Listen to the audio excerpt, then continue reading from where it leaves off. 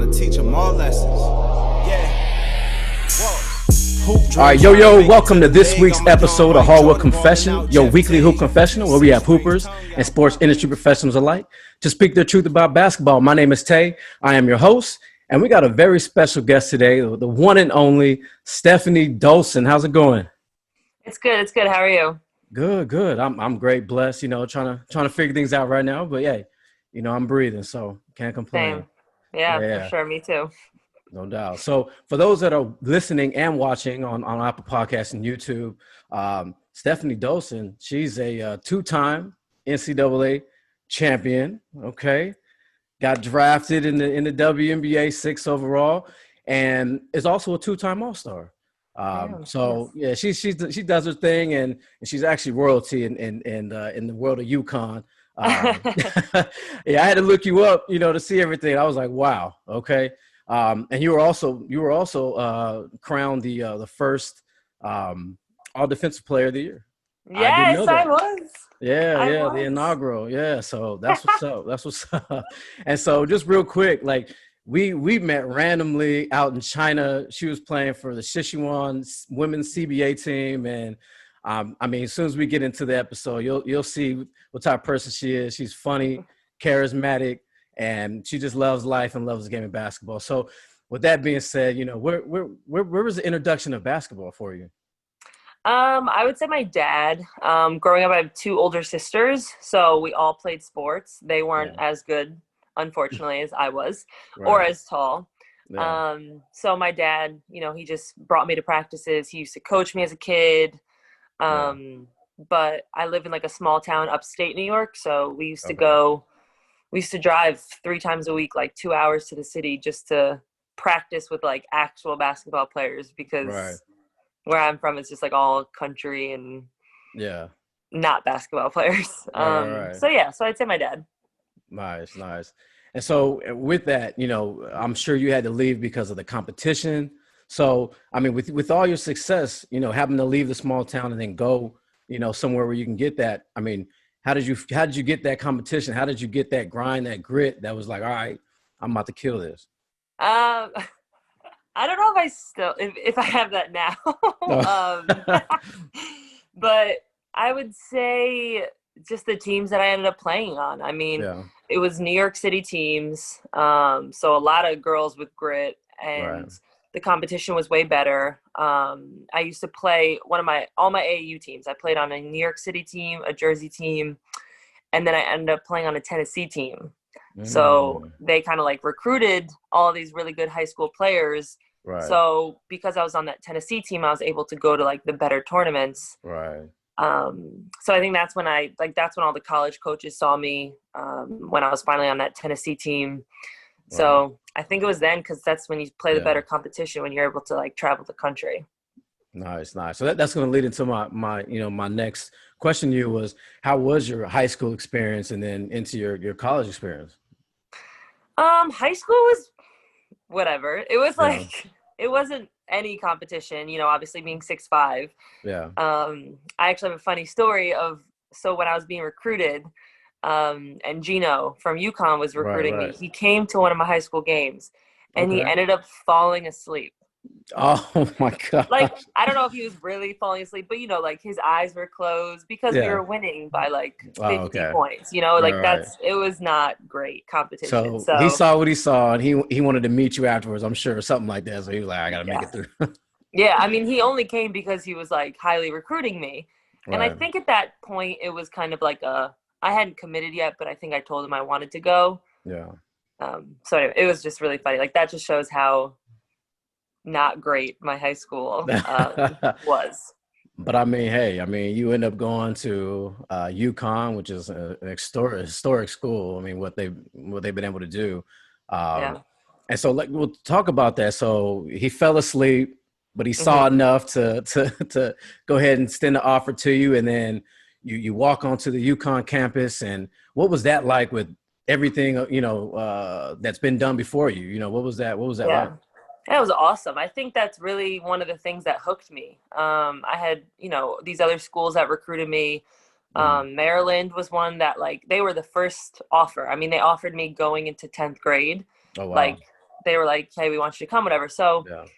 But the minute that I was recruited by UConn and then I went on my official visit, it was like, you know, I turned to my parents. I was like, I'm coming here. Like, there's no way I'm not going to come to a school that has done so much.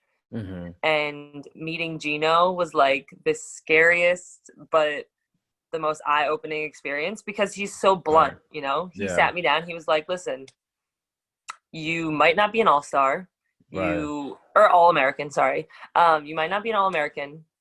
You're not going to play like Tina Charles. You're not going to be this person, but we're going to make you the best version of yourself. So it was just like, wow. Yeah. You know, every other school just butters you up. They're like, you're going to be great. You're going to be this. And I'm like, okay. Yeah. So going there and meeting him, I was just like starstruck. And, you know, like I said, I was just like, it's done. Like it took one visit for me to decide that I was going to go to UConn.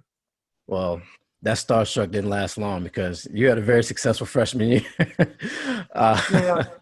all freshmen, and then, you know, went on to the Final Four, you know, and transitioned to all 4 years. I mean, what you guys went to the Final Four 2 first years and then back-to-back championships your last 2 years. Yeah. Like, yeah. Jeez. And I think your senior year it was 40-0.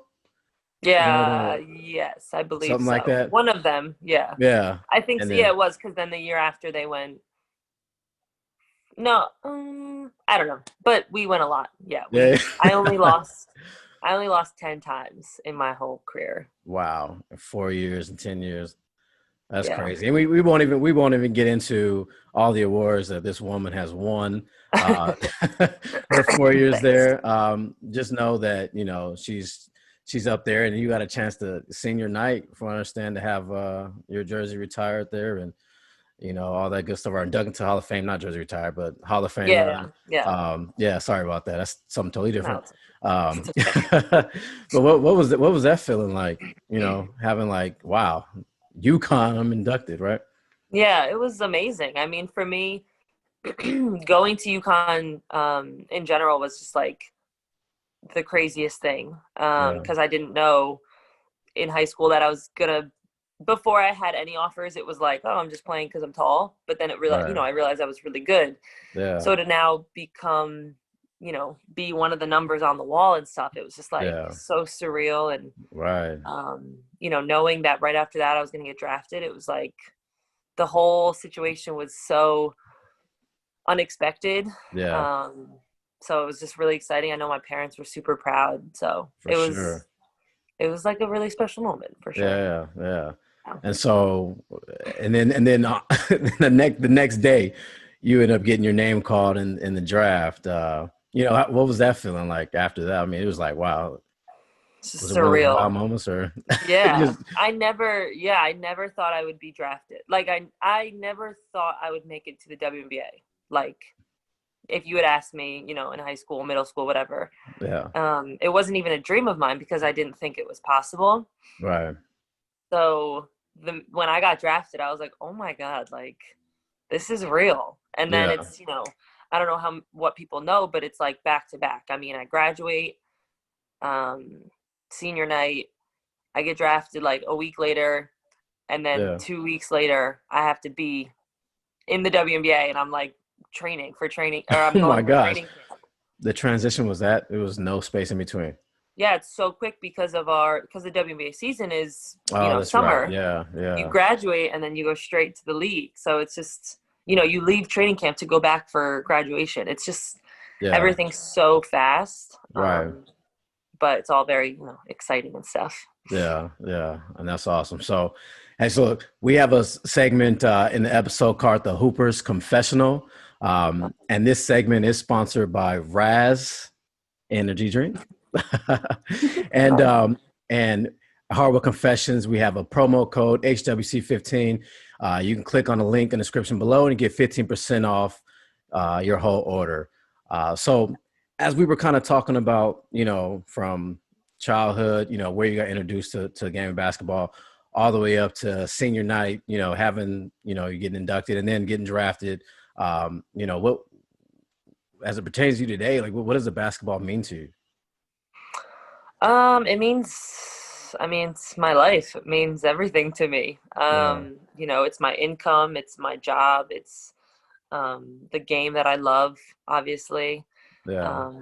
So it's everything to me right now. I love it still. Yeah. You know, even though it's hard sometimes, it's for sure draining. I mean, you were in China. It's not easy sometimes. Oh my gosh. Especially in that small city. You guys are at a smaller city. Right. You know, we were blessed enough to be in Chengdu. Right. That city was tough. Yeah, definitely. Yeah.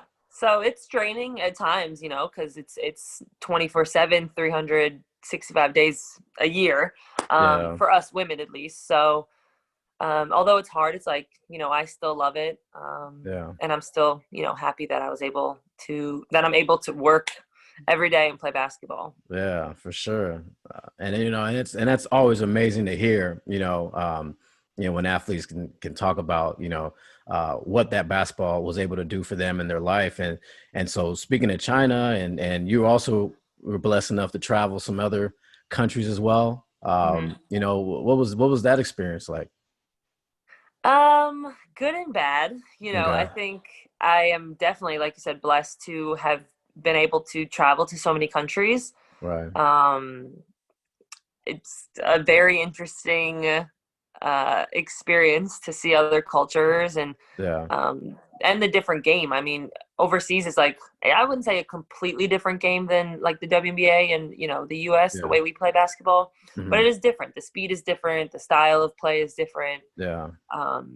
You know, being an American over there, you're like, again, you know, in China, it's like you are the go-to player. You know, every possession, it's like you have to do something. Right. So there's more pressure, more stress, but it's an experience for sure.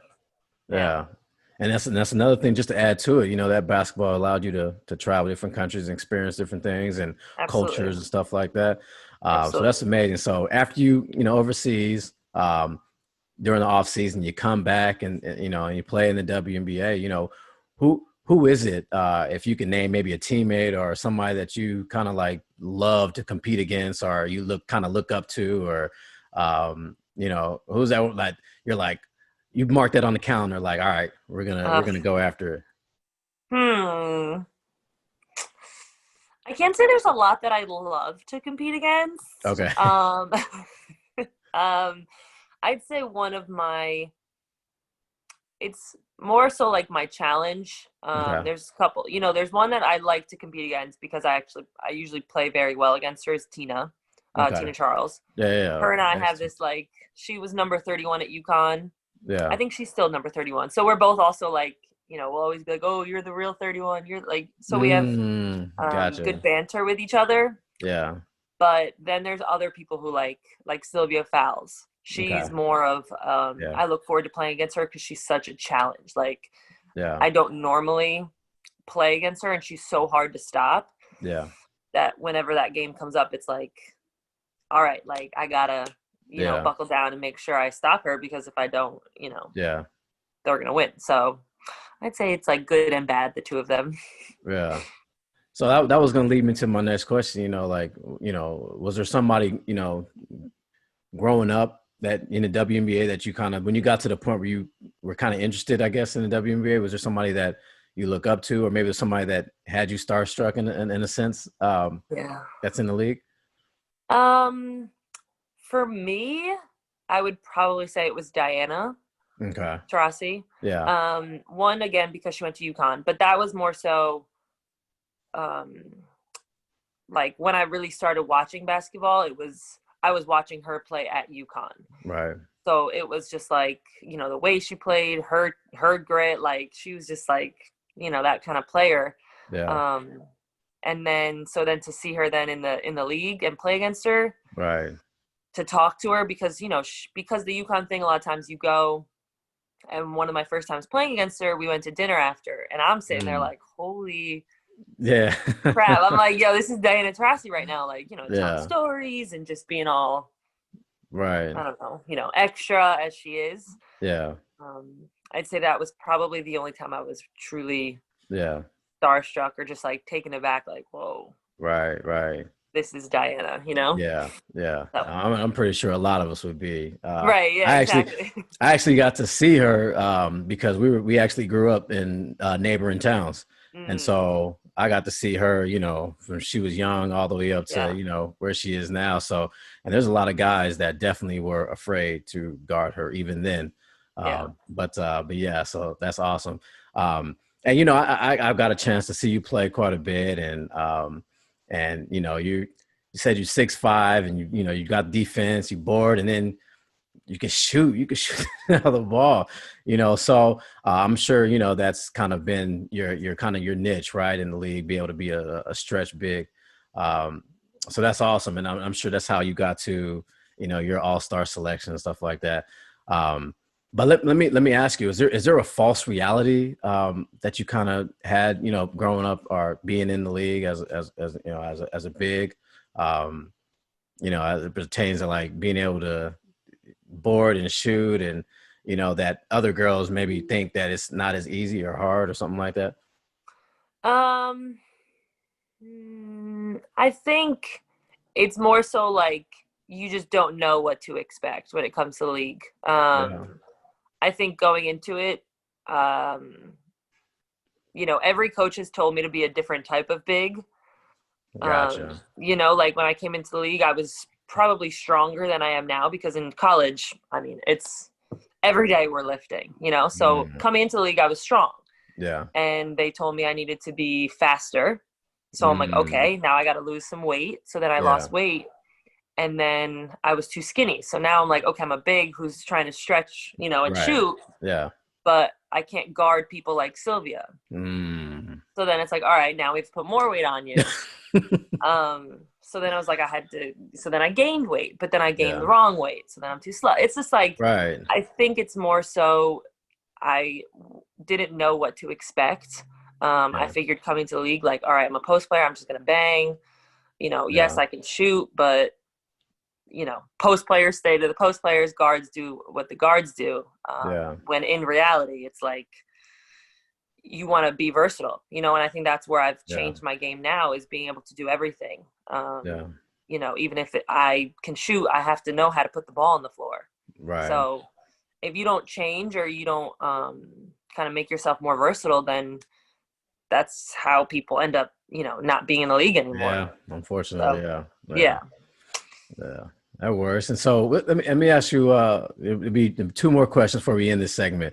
You know, because of the situation we're in globally with the pandemic and everything, you guys had your bubble season.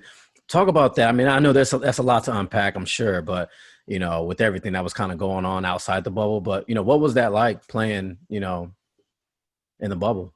Yeah, it was an experience. I think everyone had a different experience. Obviously, I'm sure if you spoke to Seattle girls, they would be like, "Oh my God, it was amazing! We won a championship!" You know. Right. But everyone had a different experience. You know, I ended up struggling because I had COVID during the whole quarantine. So then coming into it, I was like, I was so out of shape. You know, I've never been as out of shape because of quarantine, because of getting COVID. Yeah. So then I got injured. So then I couldn't play. So I'm in this. Yeah, so I'm in this bubble doing pool workouts every day. So for me, it wasn't super fun. Yeah. But the overall experience, I mean, it was cool to see, you know, every day you're seeing players from other teams. Like we play someone the night before and the next morning you're at breakfast together.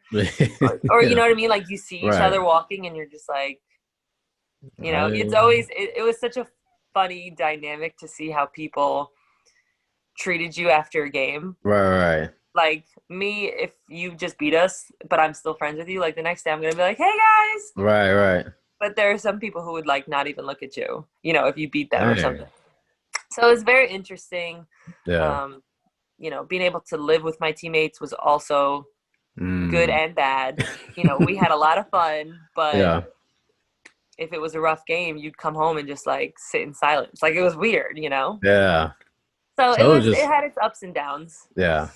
Yeah. So it was a whole different dynamic. So I'm sure you guys are gonna be glad that was over with.